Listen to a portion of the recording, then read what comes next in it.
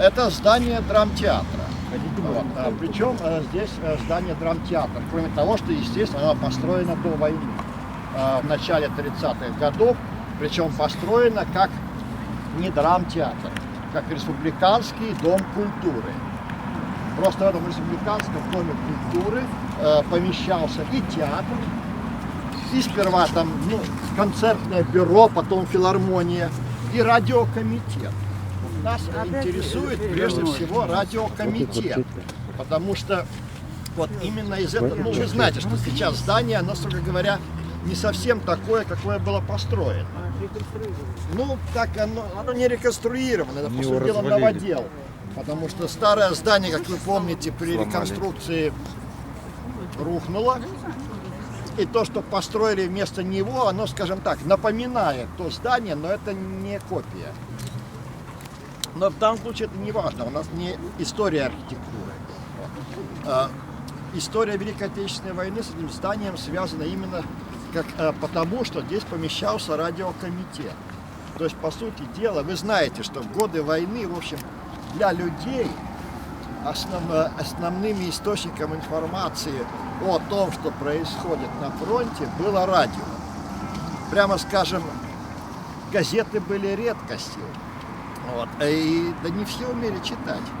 А вот эти вот черные тарелки, да, примитивные, были в каждом доме, и люди слушали сводки. И сводки центральные, Совинформбюро, передавались из Москвы. Здесь был чуть ли не первый магнитофон в коме АССР.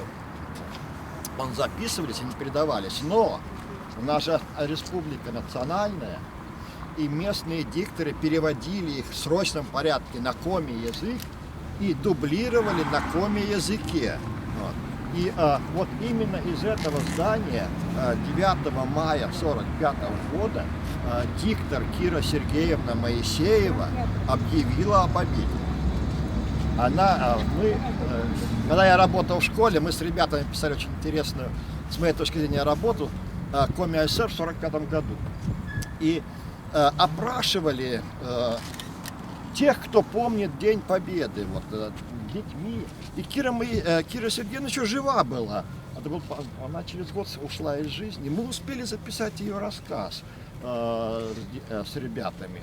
Я просто его помню. Я даже не пошел, я их сам послал, они сами с ней беседовали. Как она рассказывала, что ведь, в общем-то, понятно было, что вот не сегодня, завтра победа будет. И когда они дежурили сутками в радиокомитете, потому что никто не знал, когда придет сообщение из Москвы, какое, не обязательно о победе, вообще о войне. Оно могло прийти в любое время, надо было его срочно переводить. А вы же понимаете, что такие сводки информбюро, требования к переводу особые. Не дай бог, что-то там не так переведешь. А тут им сказали дежурить всю ночь, будет важное сообщение. И они дежурили всю ночь. Рано утром пришло сообщение победы. И они сами переводили его на коми-язык.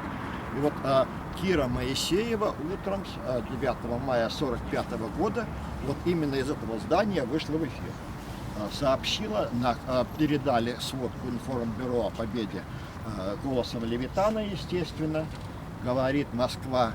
А она на коми-языке повторила. То есть о победе люди узнали из этого здания.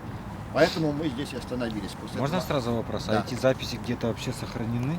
Нет, не знаю. Не было такого, не делали записи? Не сохраняли. Левитан сохранился, а Кира Моисеевна нет. Один был. Один магнитофон. Даже поскольку техники, я очень темный человек, я даже не очень представляю вообще, как выглядел он тогда, эта техника. Потому что я, наверное, те, кто постарше, помнят советские магнитофоны 60-х годов. А как выглядело это с бобинами, но это 60-е годы. А как выглядело в то время, это наверное, даже это был не совсем магнитофон в нашем понимании, какая-то записывающая установка. И, сколько я знаю, записи не хранились, они переписывались. Поэтому, к сожалению, по-моему, к давнему юбилею Победы, сколько я слышал на телевидении, Киру Моисееву попросили продублировать, тексты известен, продублировать это слово. Сохранилась ли эта запись в архиве Коми Радио или Коми Телевидения, я не знаю. Конечно, это был вообще очень хороший вопрос. Это было бы, конечно, здорово, если бы сохранился голос, пусть через 20 лет, может быть, пусть через 20 или через 30 лет, голос человека, который объявил о победе.